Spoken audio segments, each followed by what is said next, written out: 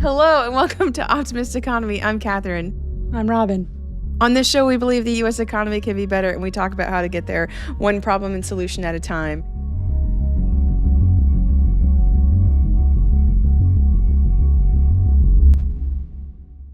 Today is a very special episode. It's our second mailbag episode. It's the second mailbag episode to review. I have not seen the questions.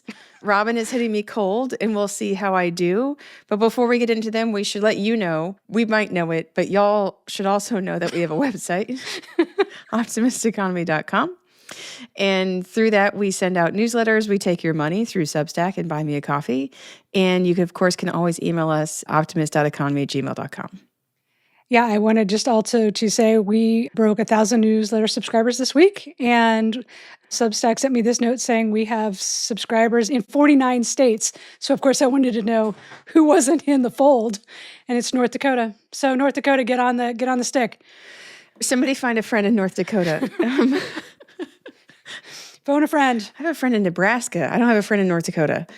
We do well in Nebraska. We know do that well from in our Nebraska. last our last Q&A. Didn't we have 2 questions from Nebraska last time?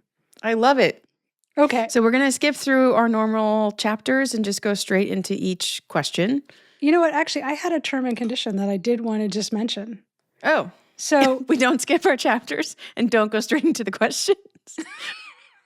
No, we had somebody who became a legit optimist in this last week, and he sent in a spiritual sponsor, which was a choral descant. Now, I don't know if you know what a choral descant is. It's when you have a choir singing, and instead of the sopranos who usually sing the melody, they sing sort of a counter melody that sort of soars like above everything else. It's extremely beautiful.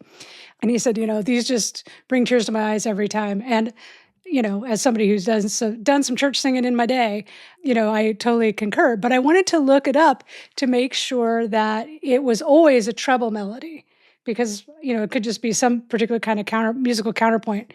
And I found out that descant also means to talk tediously or at length. Mm-hmm. As in, I have descanted on this subject before. Mm-hmm. I had no idea. I had no idea that that's what that meant. And we are going to descant on some subjects today in our mailbag episode. We're going to descant. I mean, that really sounds like something that I'm mispronouncing. Like there's a real word there, but I'm mispronouncing it in a Texas accent of like, let's descant. I descanted on that. Let's go. It sounds like a word that's wrong when I say it. It's descant. Descant. Descant. Descant. No. Descant. Accent on the first. All right. Well, okay. You know Close what? enough. Let's just do economics. I feel a lot more comfortable in that space. Okay, let's go. All right. We have a question actually related to our student loans episode from Melissa in Michigan. Okay. Would you consider student loan interest to be regressive? Those with less family support end up with more loans that grow almost exponentially with high interest rates on a high principal that compounds over time. And also, if it's so much cheaper in other countries, why don't U.S. students go there? Okay. Well, I think the 2 questions are related. Yes, if you have to take out loans because you have less money, but you have to pay interest on them, but not to your parents who gift you your education, then yes, student loan interest is going to be regressive. If it increases with the size of the loan, reflecting need, then yeah, student loan interest is going to be regressive.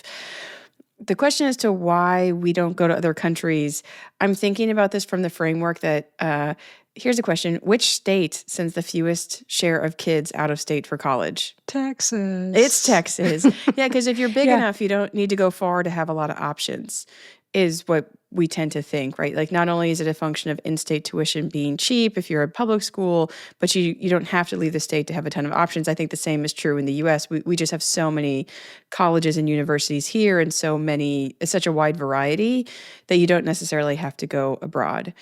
Yeah, true. Okay. I think I do wonder with her question of student loans being regressive. I'm not going to stop talking just because it looks like I came to the end of a point. Descant on, my friend. Descant on.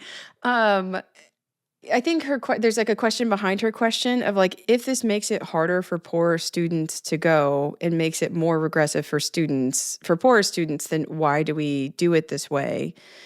And I think that that's a fair question that doesn't necessarily have an answer other than this is the system we came to. You're making an investment. There should be more financial aid and support that comes from the federal government. And, my mean economist answer would be, yeah, these interest rates from the federal government aren't great. But if you didn't have the federal government saying it's okay to lend to these people, nobody would go to college who didn't have their parents afford it, because the private market for loans that have no type of federal government guarantee for student loans, you're not going to have a lot of banks lining up to give 18-year-olds really good rates. What? So it's not great from the government versus, say, free college, but the government being a lender as opposed to, a private bank being a lender, the government's doing a better job than the market would do, even though it's still flawed. Mm-hmm. Okay. Ready? Yeah. This is from Corky Garco of Colorado. In a recent episode, I was struck by Kathryn's comments about economists falling into left or right camps on issues like the child tax credit. I'd love to hear more about how these camps form, particularly among economists with PhDs, not to be confused with those social media influencers who play economists online. I'm assuming these folks all go through the same kind of rigorous programs, study the same foundational literature, and examine the same data. How do they wind up on opposite sides of politically charged issues? Well, the first part is the hardest part to understand, is that in addition to being economists, we are sometimes human beings. What? But I think even for economic issues, I've said so many times on this show, what I believe to be true is that when it comes to economic policy and choices, it's not about there being a winner. It's about the trade-offs and risk that are palatable to you. And so I think where you get camps in terms of economists, it part comes from what are the trade-offs that you value, or what are the risks that you are willing to take relative to The status others. quo and stuff. And so, you have two economists look at a set of data around a child allowance. You give cash to every kid in the U.S., some amount. If you are a conservative economist, you're going to look for the trade-off that you don't want to risk, which is labor force participation and labor supply of the parent, probably the mom. If you're a liberal economist, you're going to look at the kind of decrease in child poverty and the effect that has on the long term, which, you're willing to risk labor force participation, whereas other economists are not. So that's one. But two, broadly, please do not let my demeanor fool you. We don't know everything. And we still don't know most things. And that means there's just a lot left for interpretation. There's some things that we have a pretty broad consensus on, like tariffs aren't great, but you're going to find some random economist who's now famous in the administration who will say they're worth it. We need it right now, because we can't predict the future. We don't know everything. And, in that gray area falls interpretation. And where there's interpretation, there's bias and preference. Yeah. And we suffer from it too. We don't always talk about it, but we suffer from it too. Yeah. All right. Brad Nelson in Denison, Iowa says tax rates are higher on income earned by our own sweat than the income earned on investments. Those of us who work for a living pay income taxes, payroll taxes, consumption taxes. The trust fund babies and wealthy retirees can sit on the veranda sipping martinis, never break a sweat or earn a dollar from their own effort, and they pay favored tax rates, which are much lower. This seems backwards to me. Why don't we tax dollars that are earned through your own labor at a lower rate and tax dollars from investments at a higher rate? Shouldn't we encourage people to utilize their skills and labor to earn money? Why do we encourage martini sipping and discourage earned income? Wow, this is such a good question. I love this question just for the imagery of the sipping martinis on a veranda. Yeah, I don't want other people who wrote in questions to feel like we have favorites, but I'm really loving this. I'm loving the effort that went in and just the vivid imagery. So I can give you a few answers to break this down. First, let's think about payroll taxes, Social Security, unemployment insurance, Medicare. The reason why these are attached to work is because that is part of how you earn your eligibility as a worker or non-worker. So it's the tax being set on workers is because that's how we end up determining your eligibility for the program. So if all of your income in your whole life only came from investments, you wouldn't be eligible for those because you would never have paid those taxes. Yeah, in theory, you could have like a trust fund kid. I mean, because like if you're self-employed and you're getting earned income, you have to report it to Social Security and then you and pay pay both it. sides of Sure. it. But if it's not earned income and it's investment income, then no, it wouldn't be subject to Social Security. And I don't think you would have a tax record. You wouldn't have a wage record. You might not be eligible for it. Most people who aren't eligible for Social Security are immigrants who don't have a long enough work history. That's why the payroll tax is tied to the worker. The income tax, mainly coming from earnings, is a function of a few things. One, that is where most income in the U.S. is generated. Two, it's the easiest for the IRS to count because it's double reported. You report it and your employer reports it. This is my understanding of why people have argued that investment income needs to be taxed at a lower rate. So I earn money from my job. I pay taxes on it, and then I take the money that's left over in my savings and I invest it into, the stock market. I'm amazing, and I make $1 million off of that money. And now the government wants to tax me again. I already paid taxes on that money. That was my earned money. And then they're basically taxing savings and investments. And so they're double taxing. So the argument you have of they're taxing labor twice and therefore they're discouraging labor is the inverse of the exact same argument that people would say about savings and investments, is that you're taxing savings and investment, which is the product of the funds left over from when you were taxed as an earner. And so you're discouraging savings and investment by taxing the returns. And I don't know if it's because you're discouraging investment and we want to encourage investment because that has all sorts of good effects. Yeah, we want people to invest their money. And so this whole idea of a double tax was really in vogue in the late 90s and the early 2000s of we need to reduce the capital gains tax rate because we're double taxing people. And we're punishing them for being tax. Yeah, so it's a lot more rhetoric than it is reality. Again, policy choices are all about trade-offs.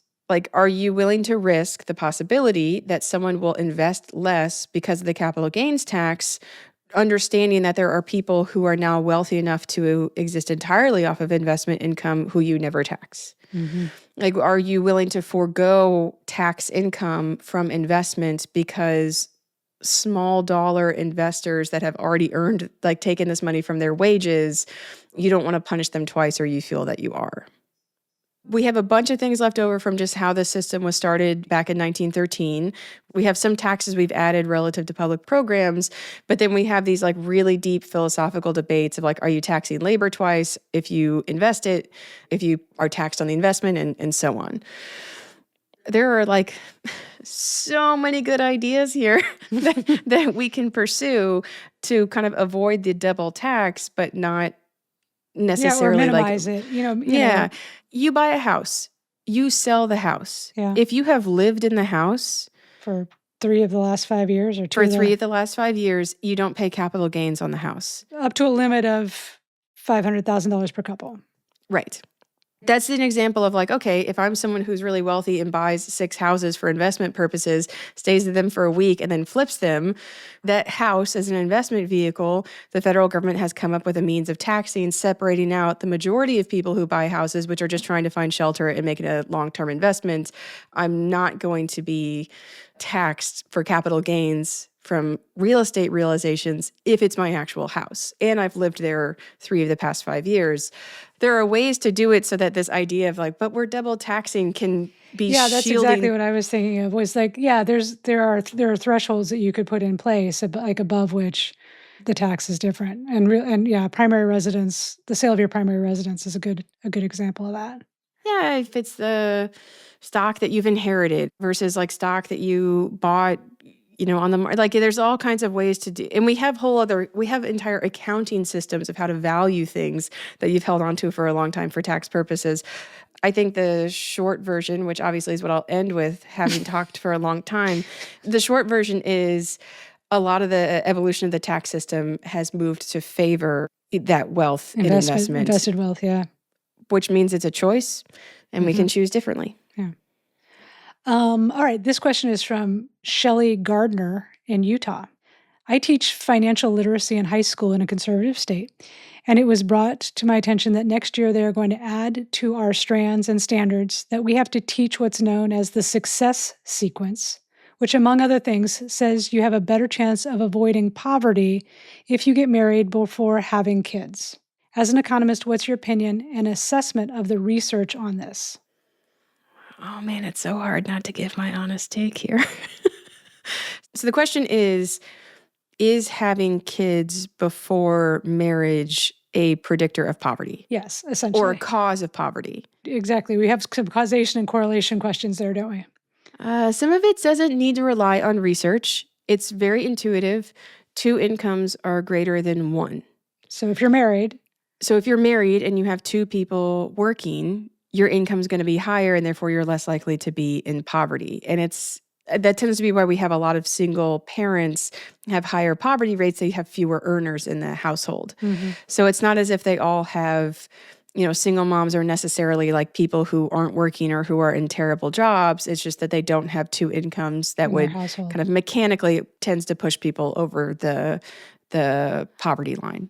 Yeah, I was also curious about whether conventional thinking on this came out of research that was done, say, in the 80s or 90s when the teenage pregnancy rates were so much higher. Yeah. I think that a lot of this was probably about encouraging people not to try to get pregnant when they're in high school, probably through abstinence in conservative states. But, teenage pregnancy has just dropped like a stone. Yeah. It's considered a massive economic and social and cultural success that we don't have as many kids pregnant at 16 as we used to. Mm-hmm. And it is, as we kind of said in the fertility episode, it's one reason why overall fertility has fallen, because we've very much tried to push down fertility of a certain group. So for everybody, it doesn't matter if it's 1 parent in the household, 2 parents in the household, every kid is poorest on the day that they're born, mm-hmm. because that tends to be the youngest that their parents are, and young people don't earn as much as they do than when they're older. Mm-hmm. I earn more at 45 than I did at 25. Mm-hmm. I earn more over my lifetime. So yes, there's a kind of historical composition that a lot of single parenthood that happened in the past was experienced by younger people. And so you not only had single households where you have 1 income is less than 2, you have younger households and younger income is less than older income.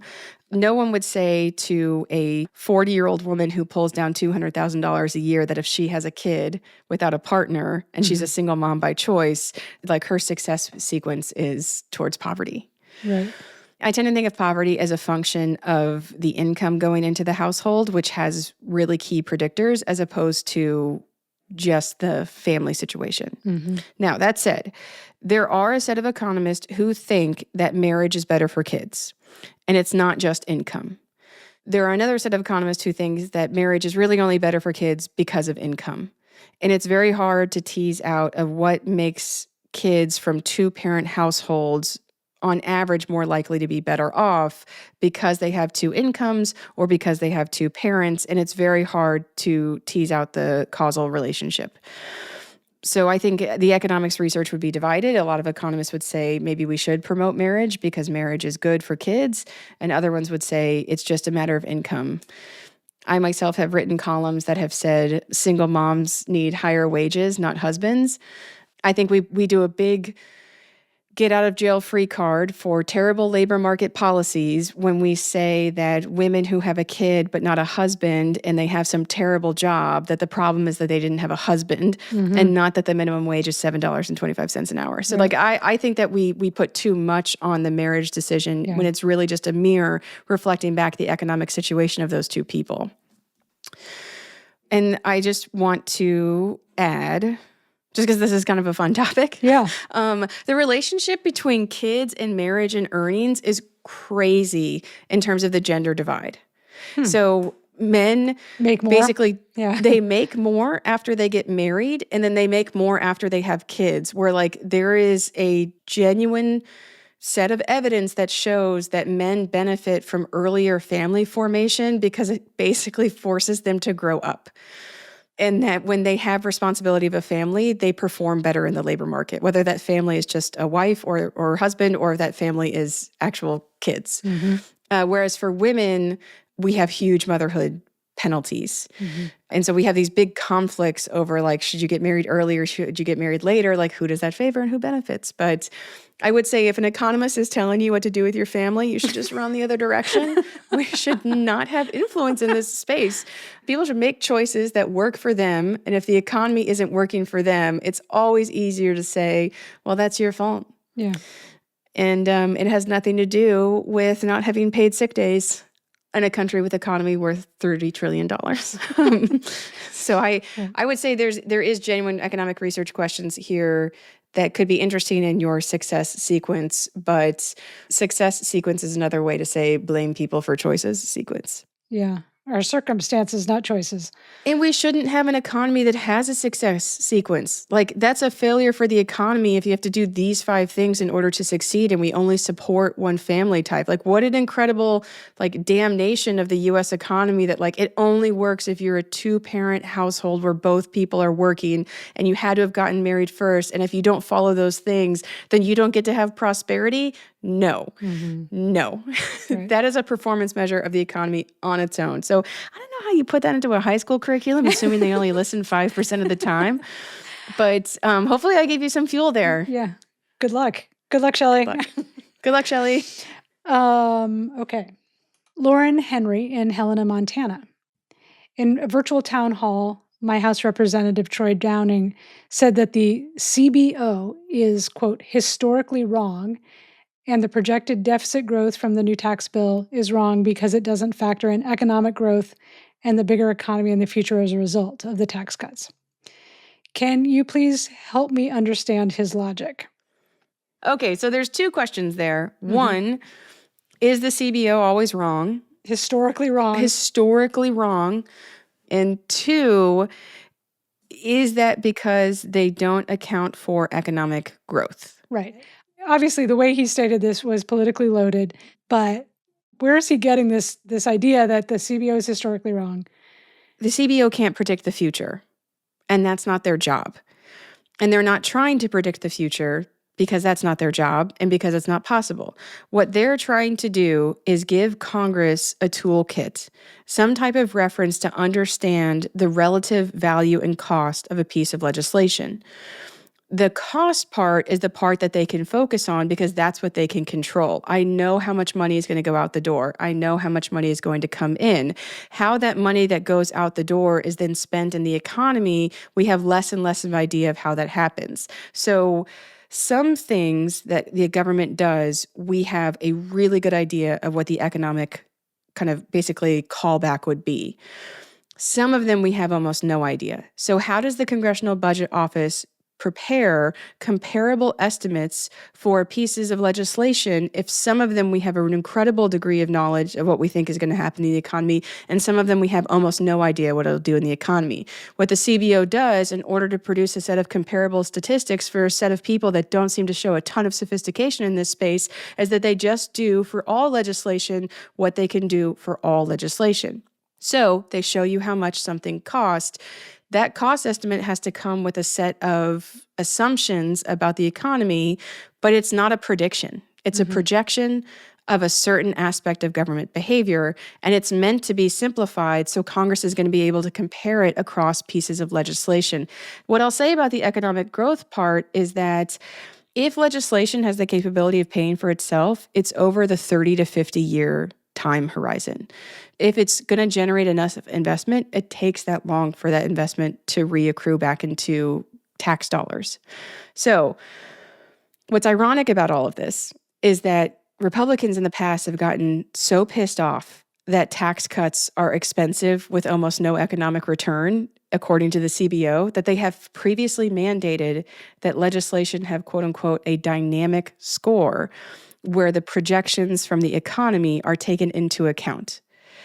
And they still hate this because the CBO it still doesn't show it because the CBO is like, well, we've had 4 tax cuts and they've each been multi-trillion dollars and they increase the economy for 1 year at maybe a 0.5% rate, and they'd have to increase it 9% to pay for themselves. So these really are just like sunk cost, lost dollars. So what's funny in particular is that when they did the dynamic score for the 2025 tax bill, what they found is that if you took into account the economic distribution and economic effects of the tax bill, it cost more and not less because it requires so much borrowing from the federal government, and the entire thing is debt financed, that the dynamic cost that takes into account economic effects, it makes it more expensive with a smaller effect on the economy than their dummy projections, because their sophisticated projections are like, well, yeah, this is actually going to hurt the economy that the federal government is so much in debt.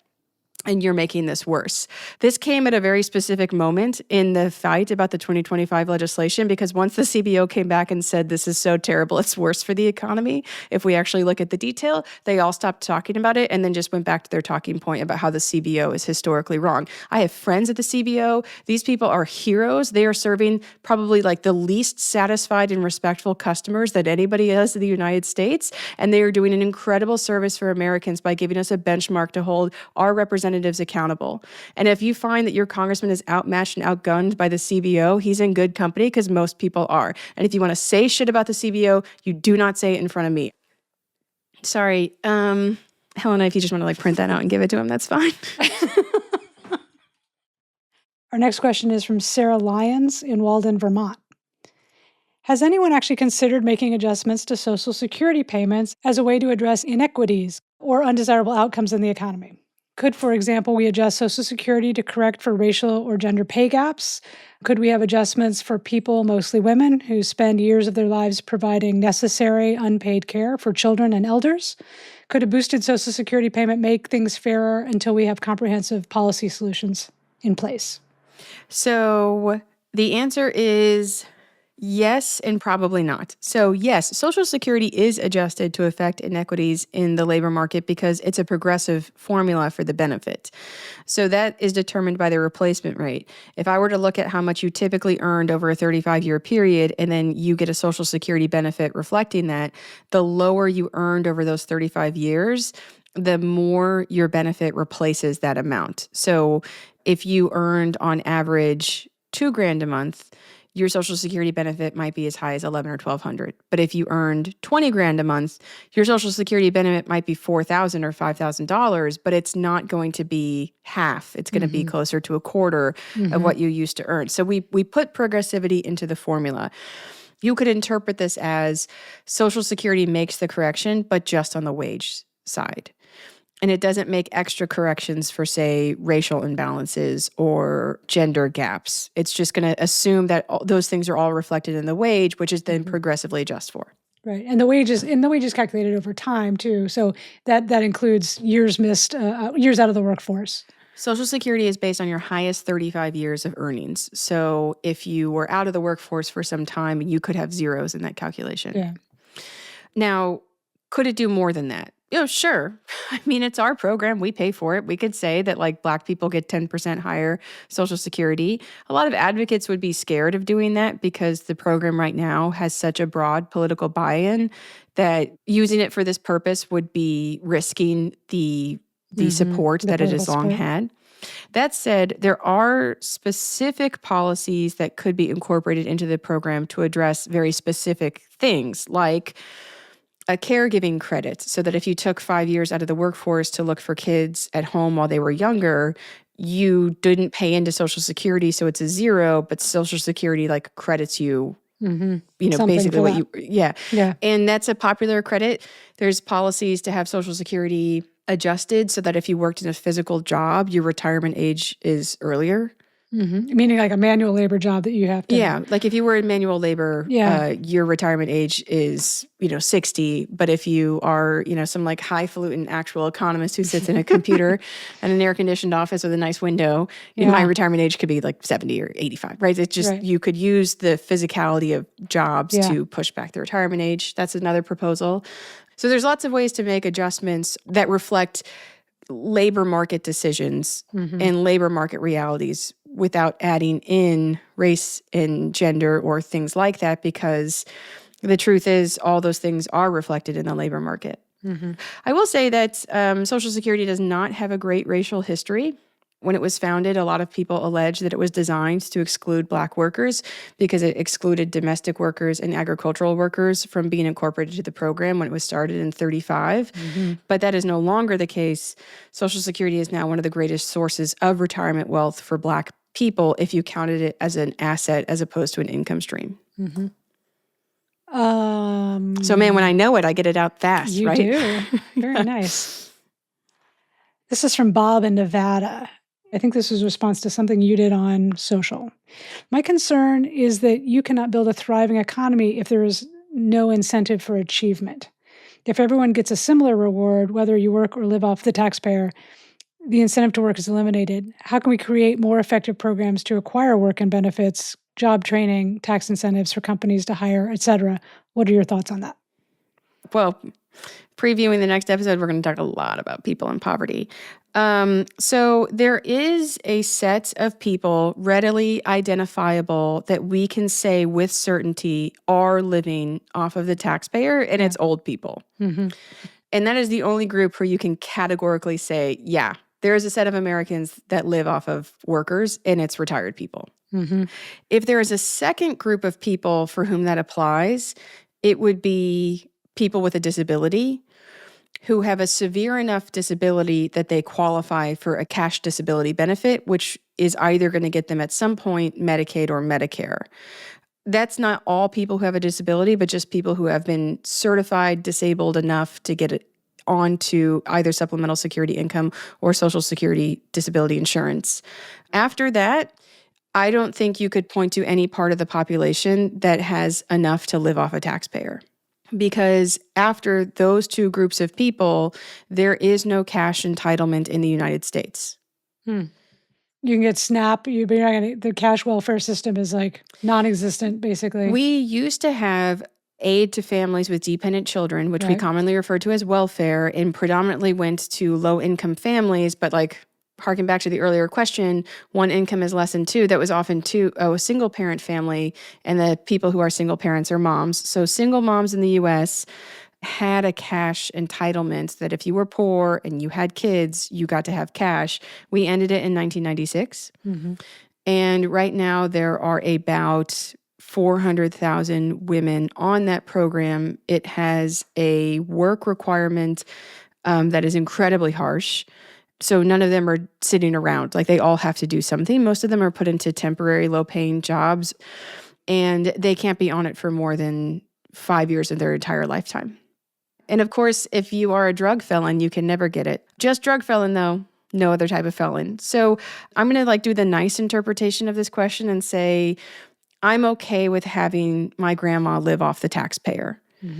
And I think that she deserved it. She was a teacher for a really long time. And so I think she retires and she deserves to live off the taxpayer. My mom is living off the taxpayer now, and I think she deserved it too. She also worked for a really long time, and that we should take pride in our country in that we do support people who enter their old age and that they're not left destitute and they do live off the able-bodied and working among us. You know, as far as people with a disability, if their life is so nice, go walk in front of a car and become disabled and get a cash benefit. I bet you won't do it because having a disability is so much more than just getting cash from the government. And after that, there's really not a set of people who this applies to. I mean, I think the heart of his question, though, is whether or not we were doing things that disincentivize achievement in the overall economy, and that you need that sort of incentive to build this thriving economy. What I would say is the counterpoint to that question is, do you think that the limit to people's achievement comes solely from their personal motivation and laziness, or some type of barrier they face? Because if it's just personal achievement and laziness, well then yeah, don't give them anything and they'll be fine. But if you think, say, having a medical condition and not health insurance means it's going to be really hard for you to get a job, then we give people health insurance because it's a barrier to economic success to not have it, right? And we're giving people the stepping stones to success by helping them. And his question kind of premises the idea that if you help someone, there's no way for them to succeed on their own, completely ruling out the possibility that there are people who can't succeed on their own without help because they face certain barriers. And that with decades of research onto all of these programs like food stamps, Medicaid, We've learned a couple things. Healthy people do better at work than non-healthy people. Healthy people hold down jobs better than non-healthy people. Kids do better in school when they have food. In fact, they do better on tests all the way to the SAT if they had a good lunch before. So when we think of SNAP as giving money to households, mostly households with children, we're banking on the fact that a 15-year-old kid doesn't need the incentive to do better on the test. He needs a full belly. And so the incentive lens is important, but it's not exhaustive of how or why we help people. I would say if you were to look at all the incentives facing low-income Americans versus all the hindrances, there's a lot of things we still don't help with, but need to. So this goes back to something like, should every kid in the U.S. get money? Well, the incentives would be, you're not motivating their mom to really go out and work if she gets cash for every kid. But the barriers that can be reduced with cash for kids is that it makes people less poor, and that kids who grow up in poverty face a lot of hindrances to success when they grow up. And so we're trying to basically buy a higher performing set of kids because we're not making their parents' limitation the predictor of their future success. It's not about incentives, it's about barriers. So his question probably only applies to adults. Yeah. I would assume like, I think, he's sort of like, people make choices when they're, to party and do drugs or whatever it is. And why should we support them when they didn't make the choice to get a job and work hard and perform in the economy? I will say, for what it's worth, we don't support those people. If you don't have kids, if you don't have a disability, you don't get much help from the federal government. In some states, you get Medicaid, but we just voted to kick you off of it. In some states, you can get food stamps, but we also are actively trying to kick you off of it. And they're the only group of people in the United States for whom there has been absolutely no progress in poverty over the past 50 years. Introducing poverty. Yeah, so I'm an able-bodied adult and I don't have kids at home. My poverty rate has seen no progress in 5 decades. And I get almost nothing from the federal government. Other groups like children, parents, people with disability, we've made all kinds of strides. We've almost eradicated elderly poverty. But this group of people, we have always dealt a very you need to go out and fix yourself. And when they've made no progress. So that didn't work out for us. The other way to interpret his question is we've done the incentive hard work thing for 50 years and it's not making that much of a difference. So maybe we ought to try some really aggressive stuff of let's do felony records clearing. And yeah. The other thing too is that a lot of programs that could in theory help those people are so under-resourced, understaffed, and meanly provided that they don't end up helping people. So we don't have to enroll in and stay in and I want to go get workforce training and the government's going to help pay for workforce training, but because I don't have kids at home and I'm able-bodied, I don't get any help cash help while I'm doing workforce training. And so now I have to find a job that has not benefited from training that's going to keep me afloat to support training. Well, now I'm in the low-wage workforce. I probably don't have a regular schedule. I don't have predictable hours. And if I tell them I have a class I want to go to, their response could be legally, fuck off. So I think incentives and the firm kick have been shown not to be successful. Okay. We got to wrap this up. We actually do wrap our show up every week by thanking the spiritual sponsors for our show. We had Bharat in Fremont, California, join us as a spiritual sponsor this last week. And I want to thank him and also to all the people who've been so patient and understanding when I perhaps mispronounce their names. My personal spiritual sponsor this week is stationery stores. I love a good stationery store. And I went into one of my favorites over the weekend, and my wife bought me this pen, which I love. And there's actually a stationery store crawl going to happen in Los Angeles in a few weeks. If you go to all of them within the long weekend, I don't know, you get entered to win something, but I don't know, I may just do it just to do it. You just get 6 duplicative calendars, which is what I need. Exactly. Yeah, take it from my oversized wall calendar of a 365-day calendar that I have up on my wall that I also love paper stores. Yeah. Your spiritual sponsor this week? My spiritual sponsor this week is a now former professor at the University of Texas at Austin. I found out that he is retiring, and he would be mortified if I said his name, so I won't. But when I was a lost young thing of 20, trying to figure out what to do in life, in full of highly impractical and ill-advised aspirations of what I was going to do, I took a class in economic statistics, and I didn't want to take it because I thought economists were fascists. And I didn't do well on the first exam, and I was like, oh God, I gotta go to office hours. But the professor was super engaging. He was very helpful, and he was tough. Like, he was a very tough professor, but he was tough because he's like, oh, you are not going to get away without learning exactly what I want you to learn, and you will not be able to trick your way out of learning something like I had been able to do actually in a lot of classes. And I turned my grade around and I made 100 on the final. Nice. And he said that I completely wrecked his curve, and that I don't think I'd ever seen someone look more proud in my entire life than when he told me that. And it led to I'm sorry, he was proud or you were proud? He was proud. He looked so proud. He was like, you totally wrecked the curve. Like, just like lights in his eyes. And I think over the course of that semester, in which I learned nothing about economics, but applied a lot of like hard work to learning something that I could be good at, he very much steered me towards becoming an economist. Nice. And when he found out I was an English major, he was like, excuse me, but you can do this. And I was like, yeah, it's a little boring though. And through the course of like mentorship and stewardship and boost to my confidence when I needed it, and a reality check when I needed it, he truly is the reason why I'm an economist, because he was the first person to tell me, you need to get this. He was like, you need to go get a PhD in economics. And I was like, my brother, I don't know who you're talking to. You are crazy. And he was like, no, you need to go get a PhD in economics. Like, you could be good at this. And I was like, I think I'm going to get a master's in creative writing and move to New York. And he was like, oh my God. And so he was very funny. And I don't think many people can look back and say, I have the career that I have because of this one person that told me to do something. Maybe this is revealing that I'm like highly suggestible, but he really did. He was insistent. And it was like a multi-year campaign where he was like, I need you to get the confidence to go do something that you're scared of but could be good at, because the profession doesn't have enough people like you. And, you know, you shouldn't be scared away. He truly saw something in me that I did not see in myself. So my spiritual sponsor is a retiring economics professor who I could not be really more grateful or indebted to. And we're all grateful for.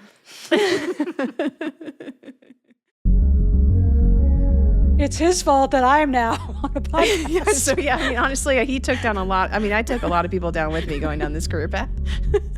Robin, my dad's aspirations that I become a trial attorney. Like, so many things could have gone differently. And yet here we are. And yet here we are. So for the mentors that make a difference, that is my spiritual sponsor. Good. We always like to thank our producers, Sophie and Andy, who have been standing by for a long time now. Just like Jesus, these people are still talking. Descanting. Descanting.